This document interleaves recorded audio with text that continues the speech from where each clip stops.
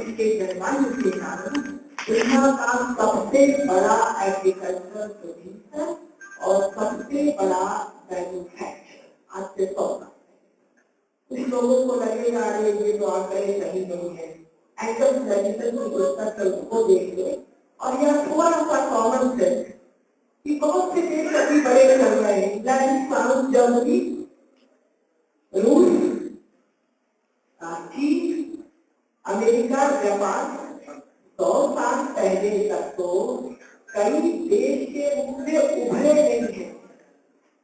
Mid 19th century में Bismarck Germany को खड़ा कर रहा है, मिड 19th में, और जर्मनी फर्स्ट वर्ल्ड वॉर में अटैक कर रहा है तो लॉन्च दे रहा है और उसकी रक्षा के लिए भारत से सेनाएं गई हैं तब इंग्लैंड और फ्रांस की रक्षा हुई। दो देश रूस 1914 में, ये 1905 में जो क्रांति शुरू हुई है और पूरा एशिया का हिस्सा है तो रूस कभी था ही नहीं। संयुक्त राज्य अमेरिका एक आर्टिफिशियल बनावट है, राष्ट्र तो ये था नहीं। तो भारत 100 साल पहले तक दुनिया का सबसे बड़ा व्यापारिक देश था। कब से? भारतीय कालगणना के अनुसार लाखों साल से, और यूरोपीय कालगणना के अनुसार जो पिछले 30 साल में पुरातात्विक साक्ष्यों का जो विश्लेषण हुआ है उसके अनुसार पिछले 50,000 साल से लेकर 100 साल पहले तक दुनिया की सभ्यता मोटी माटी एक थी, यानी यूरोपीय अमेरिकी पुरातात्विक साक्ष्यों के अनुसार 50,000 साल से भारत दुनिया का एक सबसे बड़ा व्यापारिक राष्ट्र। क्यों? क्योंकि सबसे बड़ा एग्रीकल्चर प्रोड्यूसर और सबसे बड़ा मैन्युफैक्चरर। अब ये जो ट्रेडिंग है, ये जो कॉमर्स है भारत का, 1868 का एक श्रेष्ठ साक्ष्य है दक्षिण भारत का, और राजस्थान जिस इलाके को हम कहते हैं उसके साक्ष्य है हमारे यहाँ लच्छी बंजारे होते हैं, यानी ट्रांसपोर्टर।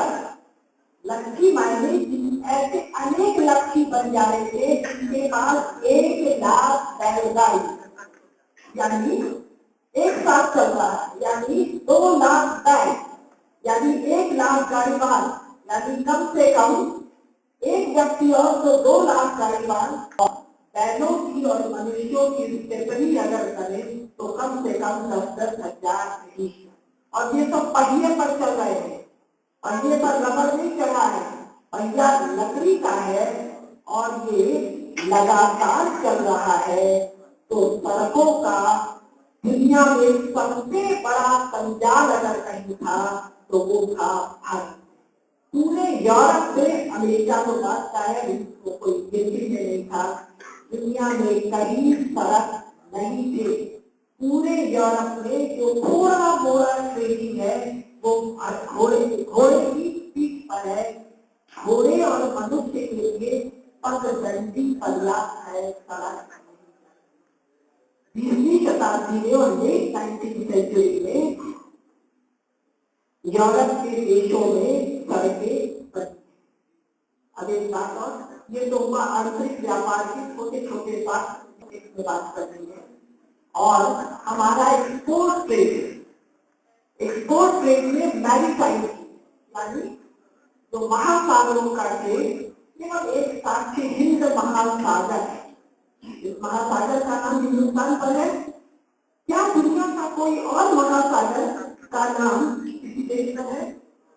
आर्कटिक है, अटलांटिक है, पैसिफिक है, हिंद महासागर का भी अगर नक्शा आपको ध्यान हो तो भारत तो ऐसे नन्हा सा जरा सा उसमें, इधर अफ्रीका है, पूरा मिडिल ईस्ट है, साउथ ईस्ट है, ऑस्ट्रेलिया है, चाइना है, लेकिन इसका नाम हिंद महासागर है क्योंकि भारत के व्यापारिक जहाजों के बेड़े मतलब बहुत सारे जहाज, नाव नहीं, डोंगियां नहीं, कोलंबस जिस जहाज में भारत अमेरिका गया है, वास्को डी गामा जिस जहाज में भारत आया है, वो टोपियां चप्पू से चलती थी और बाल से चलती थी, और भारत के जहाज उससे 400 गुना बड़े। के रिकॉर्ड के आधार पर कह रही हूँ, जहाजी बेड़े चल रहे हैं और उस जहाजी बेड़ों की रक्षा के लिए नौसेना चल रही है। 1860 और 66 पुनः एक व्यापार का एक आंकड़ा दे रही है। कहते हैं ना कि ब्रिटेन दुनिया में नौसेना में सबसे बड़ा है। मिड 19th सेंचुरी में भारत से रिलेटेड व्यापारी जहाज खरीद कर जाते हैं और इंग्लैंड की नौसेना के बेड़े में शामिल होते हैं। मिड 19th सेंचुरी में सूरत का एक व्यापारी विजी होरा एक हुंडी से ईस्ट इंडिया कंपनी का टोटल करता है, और विजी होरा सूरत का एक बड़ा व्यापारी है। सूरत भारत के बहुत सारे पोर्ट में एक पोर्ट है, और ईस्ट इंडिया कंपनी उस समय मानसून से जहाज चलते थे। ये स्टील वाला तो बहुत बाद में आया है। यानी इंग्लैंड अपना जो टोटल मैरीटाइम ट्रेड कर रहा है उसका सबसे बड़ा हिस्सा ईस्ट इंडिया कंपनी का है। तो एक हुंडी से एक भारत का व्यापारी खरीदा। तो मैग्नीट्यूड ऑफ ट्रेड, मैग्नीट्यूड माने उसका आकार, और आकार दो प्रकार से, volume of trade and it's cash value.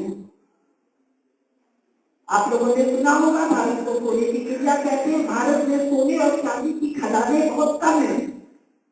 Bharat का जो मैन्युफैक्चरिंग आइटम, जो मर्केंडाइज जो बाहर जा रहा है, केवल सोना और चांदी आ रहा है। यूरोप में सोना और चांदी कम है।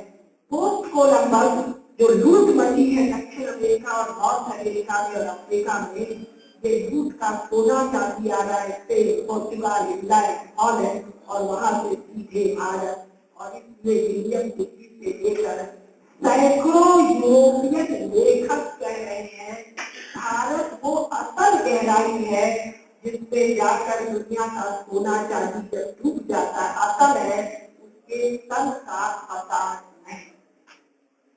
अभी साल भर पहले दक्षिण भारत के मंदिर का आया था, सुप्रीम कोर्ट के ऑर्डर पर खोला गया था। ये मंदिर 19th सेंचुरी का बना हुआ मंदिर है। 200-250 साल में केरल के एक मंदिर का एक संरक्षक स्थानीय एक राजा है, और वो घर है वो हम लोगों ने अभी देखा, वो सोने का वॉल्यूम हम लोगों ने अभी देखा।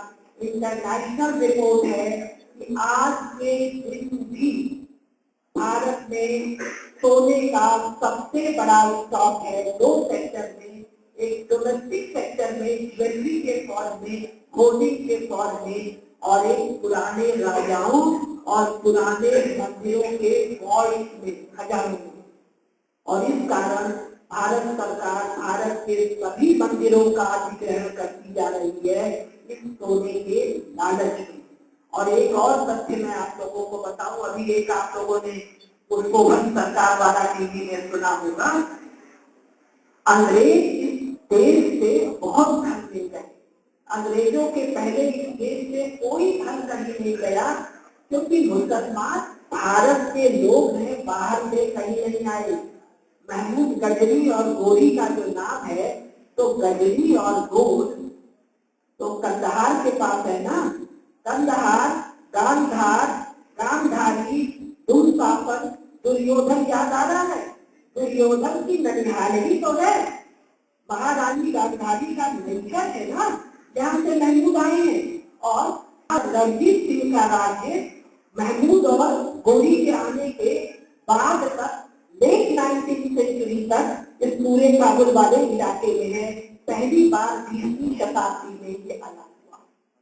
तो सवाल ये उठता है, इतना बड़ा ट्रेडिंग 50,000 साल से, या भारतीय काल गणना के अनुसार अनंत काल से, लाखों साल, करोड़ों साल, लाखों साल कहने के पीछे एक आंकड़ा, राम सेतु नासा का स्पेस फोटोग्राफ, काम करना 13 लाख साल, 16 लाख साल, 17 लाख साल, ये तो नासा के आंकड़े हैं।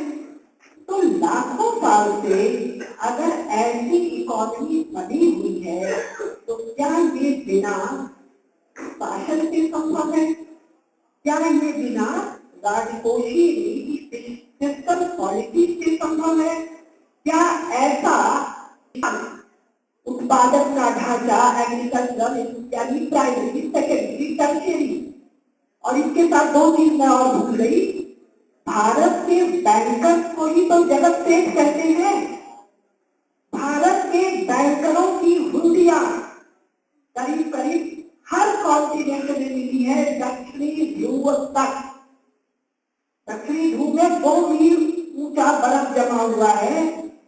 इस विषय में नहीं जाते। करीब करीब पूरे धरती के हर माने भूमि में भारत के व्यापारियों की हुंडियों का रिकॉर्ड बन मिला है। यानी दुनिया का सबसे बड़ा बैंकर, सबसे बड़ा बैंकिंग नेटवर्क और सबसे बड़ा फाइनेंशियल नेटवर्क अगर हजारों साल या लाखों साल से टिका है तो इसका कारण है गवर्नमेंट पॉलिसी, राजकीय शासकीय नीतियां। कैसी नीतियां? अभी क्योंकि कॉमर्स की बात चल रही है तो 3-4 नीतियों की मैं बात कर रही हूँ। फिस्कल पॉलिसी, राजकोषीय नीतियां, टैक्सेशन पॉलिसी, करारोपण नीतियां, डिफेंस पॉलिसी, इंटरनल ट्रेड और एक्सटर्नल ट्रेड के रोटेशन का मामला। आप लोग पढ़ते हैं ना कि भारत के मरीनर्स को सोमालिया के डाकू पकड़ के ले गए, तो जब हमारे ये बड़े व्यापारी जहाज जब पानी में चल रहे हैं और जिसको सिल्क रूट कहते हैं, कभी नाम सुना है? ये जो लैंड ट्रेडिंग है भारत के उत्तर में, सिल्क रूट, मार्को पोलो का अगर नाम सुना होगा तो सिल्क रूट सुना होगा। इस पर कारवां भारत के लोगों का चलता है। सब्जियां में जगह जगह बोर्ड में मध्य एशिया लोगों का दुकान है। ध्यान दिया? ये मध्य एशिया कौन है? मध्य एशिया। मैं इन लोग का ध्यान ढूंढ रही हूँ। ये मध्य एशिया के बड़े ट्रेडर्स हैं और मेरा ये मानना है ये हूणों और मंगोलों के वंशज हैं। हूण मंगोल भारत के हैं। अगर रामायण पढ़ा हो, नंद जी को जब विश्वामित्र ले जा रहे हैं तो नंद जी ने वशिष्ठ से कहा मेरी रक्षा करो, और वशिष्ठ ने कहा माता आप अपनी रक्षा स्वयं कर लो। तो नंदनी जब फुटकारी है वो प्रसंग पढ़िए, दरद पहलाओ कुशाण शस्त्र हूण बालिक पहलाओ, ये सब जो सैनिक प्रकट हुए हैं ये हूण मंगोल भारतीय है। और लगे हाथ एक बात और बता दूं, 13वीं शताब्दी से 2014 तक चीन पर शासन है हूणों का, मंगोलों का, नंदिनी के पुत्र भरत की संतानों का।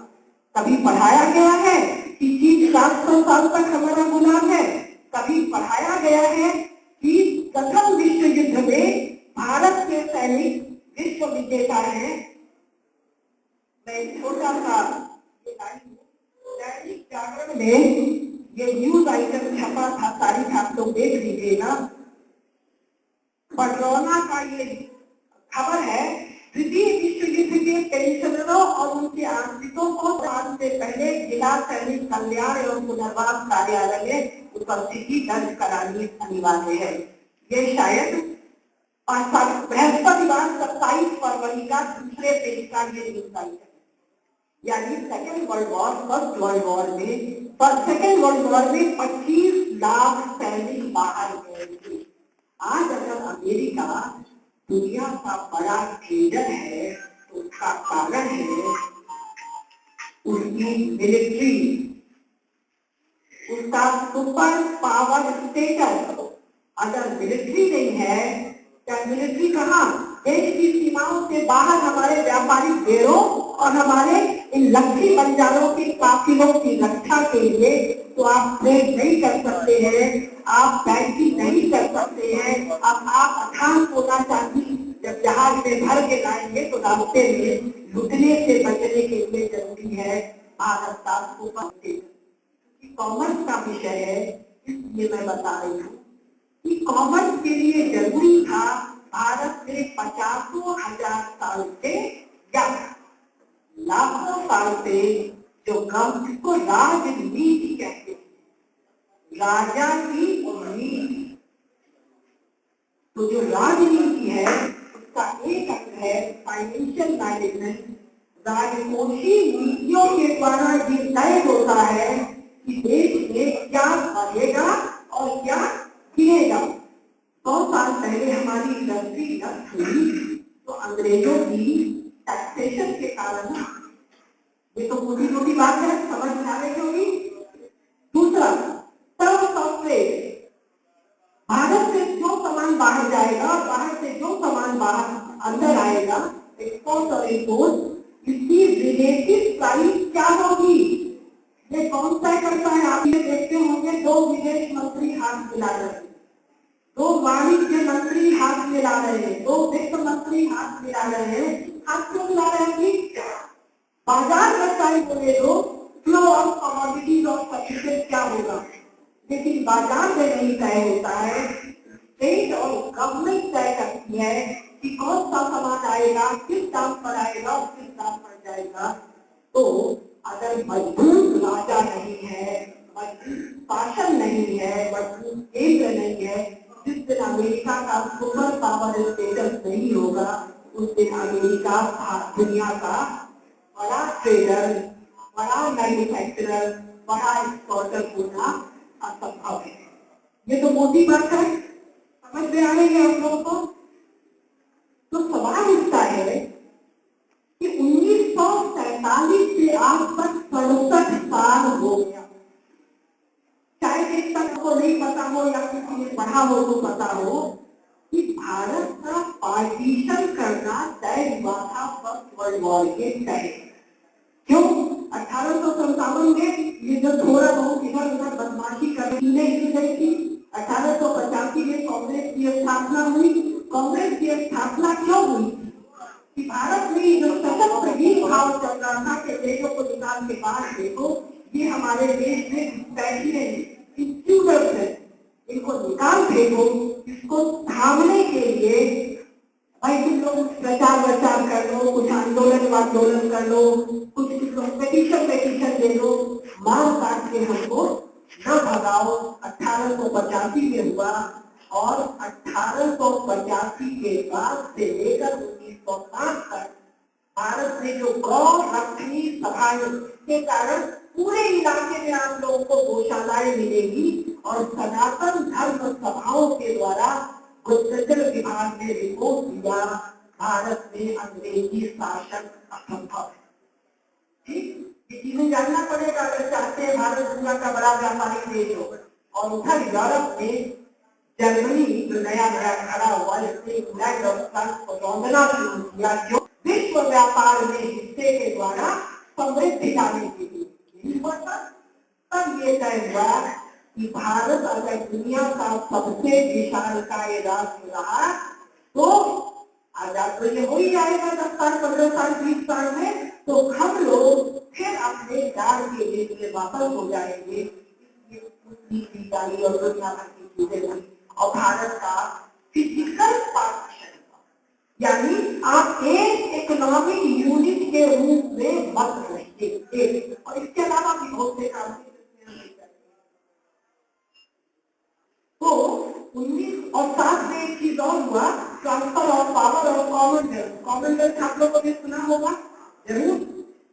कॉमनवेल्थ में नेहरू जी ने देश को अकेले बरत में क्या कर दिया कि 1947 के बाद भी भारत की संपदा इंग्लैंड के रानी की संपदा की कॉमनवेल्थ रहेगी। हमारी simple policy, taxation policy, commercial policy, ऐसी जो monetary policy, terms of trade, exchange rate, सभी प्रकार भारत सरकार तय करेगी कि इंग्लैंड को पहले की तरह आर्थिक लाभ मिलता है। अब मेरा सवाल है कि 1947 या 2-3 बातें और बता दूं। अभी कोई 30-35 साल पहले अमेरिका ने किसी मामलों में DNA टेस्ट कराया। उस टेस्ट की रिपोर्ट ये है कि भारतीयों के डीएनए, जो वर्तमान डीएनए है, वो लाखों साल पहले के जो कंकाल मिले हैं उसके डीएनए से मेल खाता है। यानी भारतीयों का इंटरप्रेन्योरशिप, भारतीयों का एग्रीकल्चरल स्किल, भारतीयों का फाइनेंशियल स्किल, भारतीयों में मार्शियलिटी इतनी ही है जो लगातार हजारों साल से या लाखों साल से आ रही है। और ये हम लोग जानते हैं 100 साल में डीएनए बदलता नहीं है, जीन बदलता नहीं है। तो एक भारत की जलवायु वही है, भारत की धरती वही है, भारत के लोग वही हैं, और इसीलिए आप लोगों ने जरूर सुना होगा टीवी और अखबार में वर्ल्ड बैंक कह रहा है, IMF कह रहा है, UNCTAD कह रहा है, बराक ओबामा कह रहा है, पुतिन कह रहा है, भारत और चीन महाशक्ति के रूप में उभर रहे हैं। और सरकार क्या कह रही है? हम फर्स्ट वर्ल्ड भी नहीं, सेकंड वर्ल्ड भी नहीं, हम थर्ड वर्ल्ड करती है। जो कह रही है कॉमनवेल्थ ने जो ट्रांसफर ऑफ पावर के कारण जो इन लोगों ने देश को छुपा कर जो करार दिया था, और सरकार कह रही है हम डेवलपिंग कंट्री हैं, हम डेवलप करें। यानी ये सरकार 1947 से 2014 तक देश को शक्ति बनाने के लिए एक ही काम नहीं की है। ये देश को इंग्लैंड का, अमेरिका का, फ्रांस का, जर्मनी का फॉर्डर और फूड का, उनकी ग्रोथ इंजन का हम फॉर्डर एंड चारा और तेल है। यानी हमारी इकोनॉमी उनके ग्रोथ इंजन की लक्ष्य मालगाड़ी का हिस्सा बनाया भारत सरकार ने। और इसके बावजूद अगर हम महाशक्ति के रूप में बढ़ रहे हैं तो इसका कारण है कि अवरोधों के बाद 2-3 अवरोध मैंने गिनाए, 5 कभी गिनाऊंगी, हम उभर रहे हैं क्योंकि भारतीयों की और भारत की productive capacity, productive skill, entrepreneurship, banking skill वही है जो कल थी। और इसीलिए लक्ष्मी निवास मित्तल जो 5 नहीं बोल पाते हैं, 10 क्लास पढ़े, 10 साल के अंदर जर्मनी का क्लास की कंपनीज को खरीद रहे हैं और इंग्लैंड में जाकर गांधी के घर से खड़ा कर दिया। क्योंकि लक्ष्मी निवास मित्तल तो एक नाम है, हमारे लाखों लाखों लोगों के जीवन में वही व्यापारिक स्किल है। और भारत के फिल्म में व्यापारी कौन है? एक मोटे सेठ का, गोल टोपी का, मारवाड़ी बनिया, पहले एक साहूकार जो मूर्ख है, जो थोड़ा थोड़ा पैसे का ब्याज का हेरा फेरी और चोरी करता है। यानी आप अपने ट्रेडर को और अपने ट्रेड को लोगों की निगाह में हीन बता रहे हैं लगातार। बात को पकड़ लेंगे। तो इसके अलावा जो गवर्नमेंट की जो एक पॉलिसी, टैक्सेशन पॉलिसी को मैं डिस्कस कर लेती हूँ। ये आप लोग कॉमर्स के स्टूडेंट हैं तो ये पता होगा कि किसी भी प्रोडक्शन का कुछ कॉस्ट होगा, जैसे कल्चरल प्रोडक्शन है और कुछ उसका रिटर्न होगा, और दोनों का जो मार्जिन है वो प्रॉफिट होगा। वो प्रॉफिट अगर बचत करके कंज्यूम नहीं करते हैं, बचत करके इन्वेस्ट करते हैं तो उसे इन्वेस्टमेंट कहते हैं।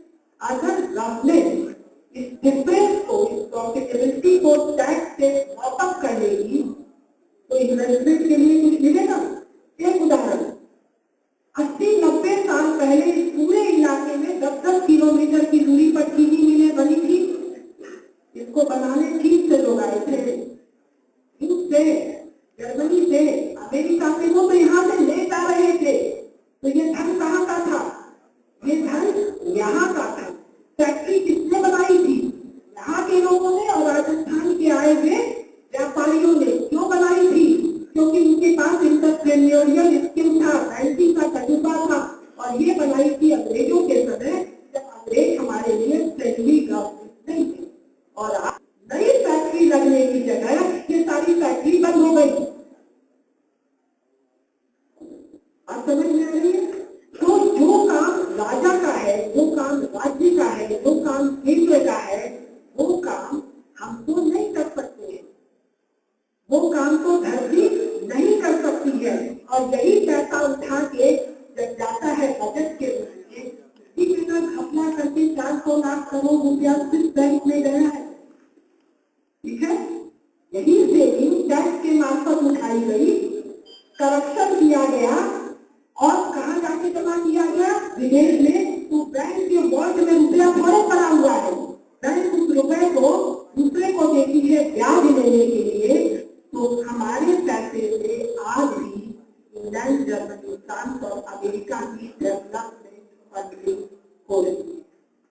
तो अगर यही चलता रहा तो क्या हम दुनिया के सबसे धनी देश के, और भारत का सबसे धनी इलाका ये गंगा जमुना का बेल्ट है, पता है कि नहीं आप लोगों को?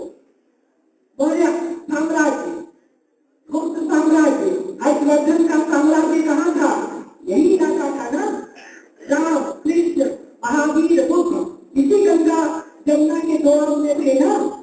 जगत सेठों की लाइन इसी इलाके में, बनारस के कश्मीरी मध्य इस इलाके में भी रहे होंगे। इसका अगर लिस्ट बने तो ये बड़े व्यापारी थे जो ईस्ट इंडिया कंपनी को और फंडिंग करते थे। और फंडिंग समझ रहे हैं ना, कोई तय नहीं है कि पैसा वापस आएगा कि नहीं आएगा, पूरी शांति रखें आप लोग।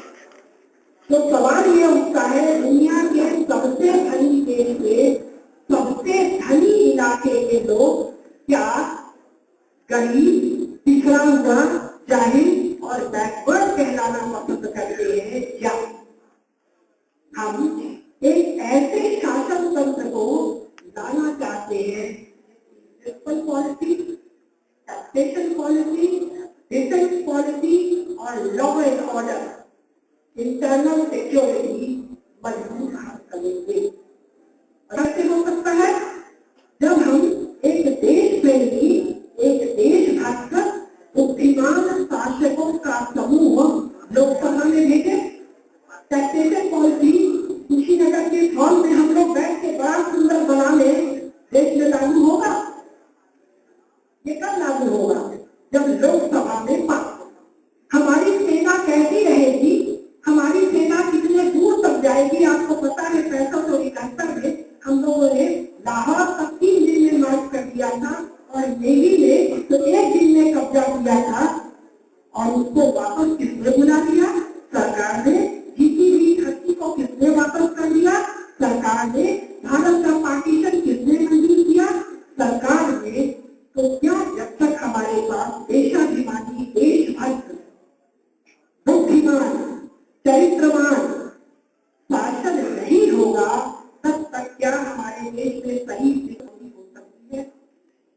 क्या एक सही टैक्सेशन पॉलिसी हो सकती है? आज मुझे जाना है, नहीं तो मैं 2% बैंकिंग ट्रांजेक्शन पर आप लोगों को बोलती। मैं इसी इलाके में भी 2 महीने रहूंगी। कॉमर्स और इकोनॉमिक्स के छात्र अगर कभी चाहते हैं तो मैं कहीं आगे आकर 2% ट्रांजेक्शन, बैंकिंग ट्रांजेक्शन टैक्स पर चर्चा करनी चाहूंगी। लेकिन अभी दूसरी बात, क्या बिना डिफेंस के भारत में समृद्धि रह सकती है? ये आप लोगों ने पढ़ा है कि नहीं? चीन पूरा कॉरिडोर पाकिस्तान तक बना दिया है। चीन को तिब्बत और भारत का बड़ा हिस्सा किसने दिया? आपने और मैंने या सरकार ने? चीन को हमारे बॉर्डर तक कौन बुला के लाया? हम और आपने या सरकार ने? और अगर इसको वापस धक्का दे के पीछे करना है तो ये काम हम और आप यहाँ नारा लगा के तो नहीं करेंगे, सेना करेगी। और सेना करेगी जब उसको लोकसभा आदेश देगी।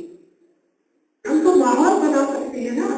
तो भारत का डिफेंस और भारत का लॉ एंड ऑर्डर आप लोग को पता ही होगा, सुना होगा। सारे पुलिस कानून और सारे जुडिशरी के कानून अंग्रेजों वाले पूरे देश पर लागू किए गए। 1947 में 2/3 देश में भारतीय कानून व्यवस्था, भारतीय कर व्यवस्था चल रही थी। 1/3 भारत में अंग्रेजों का कानून चल रहा था। और इस जवाहरलाल नेहरू और सरकार ने पूरे देश पर ये पुलिस और जुडिशरी लाद दिया। पुलिस और जुडिशरी के लादने से क्या हुआ? एमपी जाता है ना लोकसभा में, एमपी से जनता उम्मीद करती है कि दरोगा को थप्पड़ मार दो, एसडीएम को डांट दो, डीएम को डांट दो। क्यों? क्योंकि अंग्रेज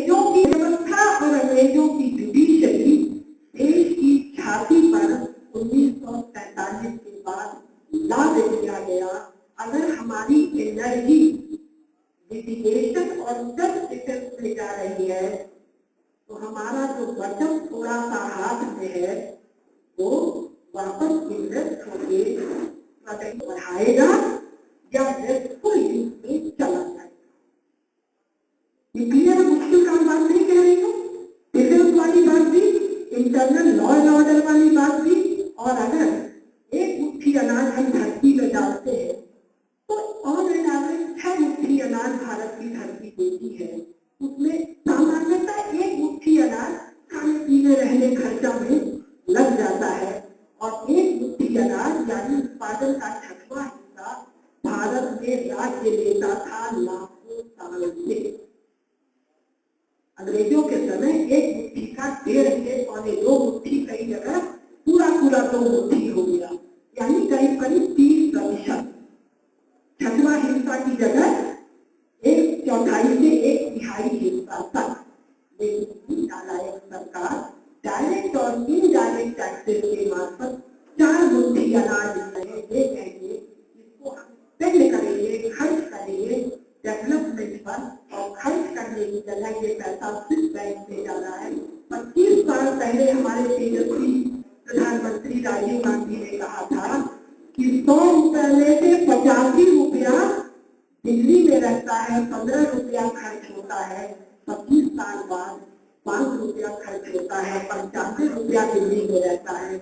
और इस 95 में से 60 या 70 रुपया विदेशी बैंकों में जमा होकर इंग्लैंड, फ्रांस, जर्मनी और अमेरिका की डेवलपमेंट फंडिंग करता है। तो मेरा सिंगल पॉइंट, अगर हमको दोबारा दुनिया का सबसे बड़ा कमर्शियल नेशन बनना है तो हमारी मैन्युफैक्चरिंग होनी चाहिए जिसको हम एक्सपोर्ट कर सके, जिसको हम ट्रेड कर सके, और हमारे पास सरप्लस एग्रीकल्चरल प्रोडक्शन होना चाहिए और कॉस्ट और प्रॉफिट के बीच समाज के पास रहना चाहिए जो रीइन्वेस्ट हो, फैक्ट्री चले, ट्रेडिंग हो, सेल्फ एम्प्लॉयमेंट हो, सर्विसेज हो। और ये सब काम असंभव है अगर आपका केंद्रीय शासन और प्रांतीय शासन सही नीतियां और सही कानून नहीं बनाता है। और ये तब तक नहीं संभव है जब बनाने वाला उस विषय का जानता है। अगर बनाने वाला जनप्रतिनिधि का काम यहाँ भाषण देने के लिए जरूरी है कम से कम MA पास हो, यहाँ भाषण देने के लिए जरूरी है कम से कम PhD हो, कम से कम 10 साल 15 साल का टीचिंग एक्सपीरियंस हो। मुख्य वक्ता बनने के लिए जरूरी है कि आपने अपने क्षेत्र में, विद्या के क्षेत्र में कोई एक्सीलेंस हासिल किया हो। लेकिन भारत के शासन के लिए शासनकर्ताओं का कोई मिनिमम डिग्री है? तो भारत के देश के गवर्नेंस वाले अगर मूर्ख हैं या लालची हैं या लोभी हैं या अपने विषय को जानते ही नहीं हैं और या उनमें अन्य कई दुर्गुण हैं, तो भारत व्यापारिक देश बन पाएगा, एग्रीकल्चरल प्रोड्यूसर बन पाएगा, मैन्युफैक्चरर बन पाएगा, इसमें इंफ्रास्ट्रक्चर का जाल बिछ पाएगा? और अगर नहीं बिछ पाएगा तो हम सब क्या एक नौकरी के लिए नेताजी के पीछे पीछे दरखास्त देकर दौड़ेंगे? और यहाँ बेटियां बैठी है इसलिए एक बात आपसे कह रही हूँ, मेरे YouTube पर बहुत भाषण है। अगर YouTube पर जाकर आप भारत स्वाभिमान या कुसुम लता एरिया टाइप करेंगे तो मेरे बहुत सारे भाषण है। आपको मैं बता रही हूँ, भारतीय स्त्रियां दुनिया की सबसे बड़ी अस्त्रों की व्यापारी थी, आयुधों की, अस्त्र शस्त्र की सबसे बड़ी व्यापारी भारत की स्त्रियां थी। महाभारत में 2 बहनों का वर्णन है जिनसे कौरव और पांडव दोनों हैं। भारत की बेटियां और स्त्रियां दुनिया की सबसे बड़ी सेनापति होती थी। महारानी कैकेयी, महारानी लक्ष्मी बाई, महारानी दुर्गावती, रुद्रम्मा, चेन्नम्मा, चारपांडा। भारत की बेटियां दुनिया की सबसे बड़ी वैज्ञानिक होती थी। ऋषि जो ब्रह्मांड ब्रह्मांड के सत्य को देखे। एक का नाम गार्गी, 50 नाम है। दुनिया की सबसे बड़ी वैज्ञानिक, दुनिया की सबसे बड़ी जासूस, इंटेलिजेंस वर्कर भारत की दुनिया है। आप जगह जगह पढ़िए, इसका विस्तार से वर्णन आएगा, खास करके चाणक्य के अर्थशास्त्र में कि इंटेलिजेंस गैदरिंग में सबसे बड़ी भूमिका बेटियों की, माताओं की रही है। तो क्या हम लोग बात के लिए तैयार हैं कि नालायक सरकारें रहें, शादी ब्याह करके छुट्टी पा जाए, 1 या 2 बच्चा हो जाए, 7 या ससुर की सेवा हो जाए, ये तो हम कर ही लेंगे। कितना घंटा चाहिए इसके लिए? 2 घंटा, 3 घंटा, 4 घंटा? अगर भारत दुनिया का सबसे बड़ा इकोनॉमी था तो इसलिए नहीं कि आधी आबादी प्रोडक्टिविटी और राष्ट्रीय क्रियाशीलता से बाहर हो। हम दुनिया की सबसे बड़ी महाशक्ति थे, आर्थिक और सैन्य महाशक्ति, क्योंकि भारत की आधी आबादी तो बेटियां और माताएं या बहनें, मैं तो कहती हूँ भारत की स्त्रियां, मुझे माताएं बेटियां बहना कहना बहुत पसंद नहीं आता है,